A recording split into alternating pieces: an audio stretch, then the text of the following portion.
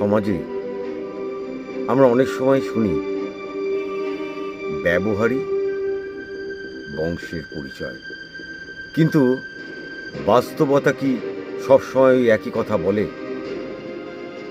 মানুষ কারোর পাশে থাকে শুধুমাত্র প্রয়োজন পূরণ পর্যন্ত।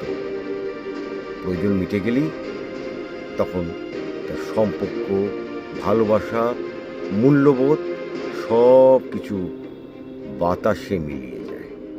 অর্থাৎ প্রয়োজন ফুরলে মানুষ আপনাকে ছুঁড়ে ফেলে দেয়।